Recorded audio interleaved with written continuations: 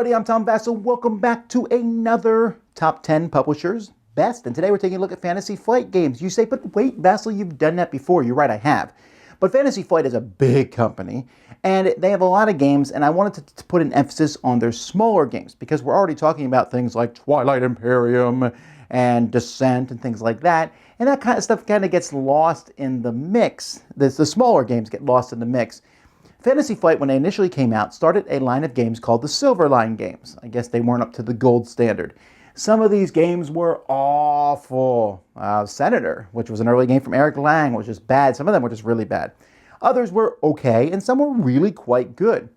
Well, as time went by, the Silver Line morphed and the box size changed, but they also had games that were not necessarily Silver Line, but they were a smaller box than their big box games. I'm talking about games that are this size. These games are smaller boxes, with a minor exception, two exceptions, which we'll talk about when we get to them.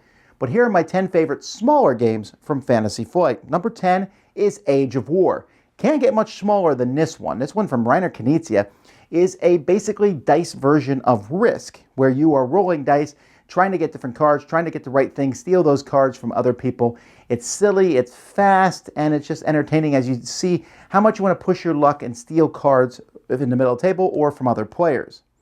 Number 9 is Warhammer Disc Wars. Now, this one doesn't necessarily feel small when you put it out on a table, and unfortunately, we're not going to see any more of this because Fantasy Flight no longer has the Games Workshop license. But Disc Wars, which was discs of fantasy things, and you attacked each other, and you moved by flipping the disc over. It was a really nice movement system.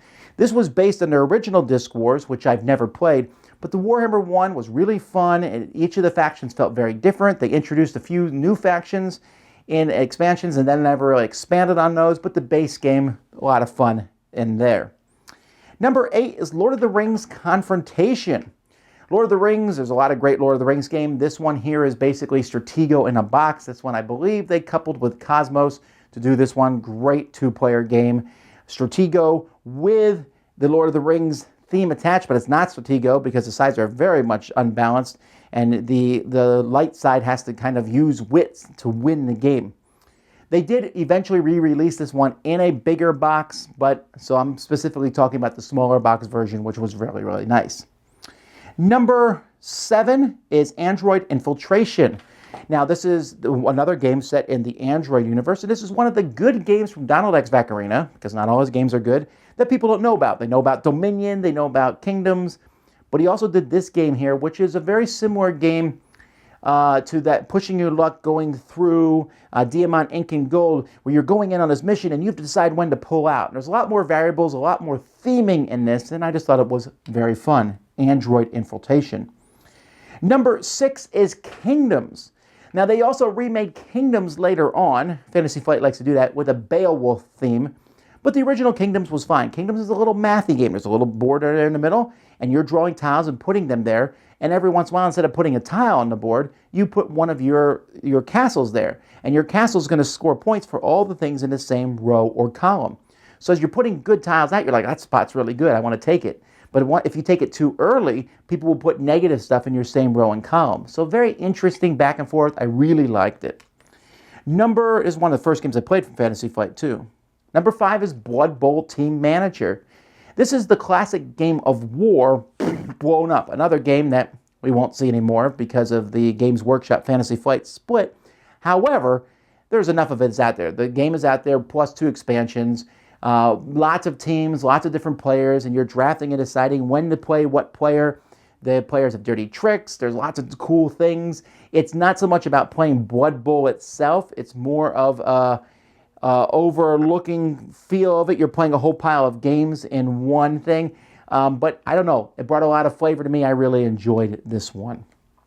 Number 4 is Citadels. Citadels was one of the first games I've ever played of modern gaming. I remember playing it just being blown away. Fantasy Flight has redone this one a couple times, and it's one of their best sellers, constantly selling well as you take a bunch of rolls, pick a roll, everyone picks a roll, and those rolls affect each other. I might assassinate someone else. The king is the first one to go first. This person gets to draw extra cards. Great concept, a lot of fun. Number 3 is Colossal Arena.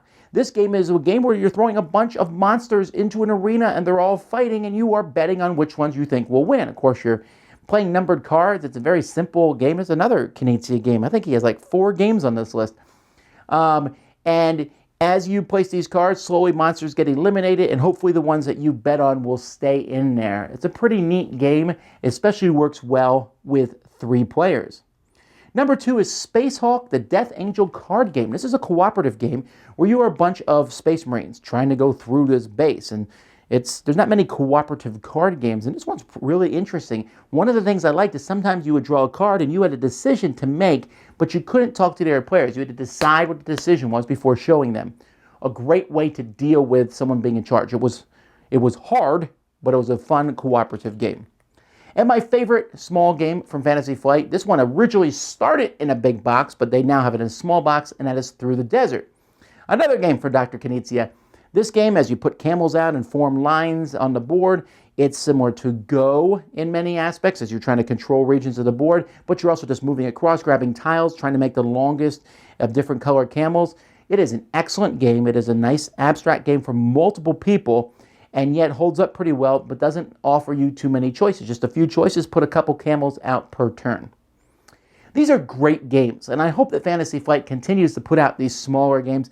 They have not put as much of an emphasis on them in recent years, but over their past 20 years, they've really put out some really fantastic small games, and I hope that they continue to do so.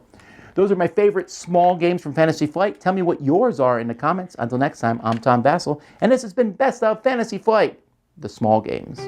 Thanks so much for watching the Dice Tower videos. Find more great videos and reviews, as well as our top-rated audio podcast at Dicetower.com. You can also find other great shows at DicetowerNetwork.com. I'm Eric Summerer, and you've been watching The Dice Tower. The Dice Tower is sponsored by Cool Stuff Inc., where you can find great games for great prices. Cool stuff in stock. Check them out at CoolStuffInc.com.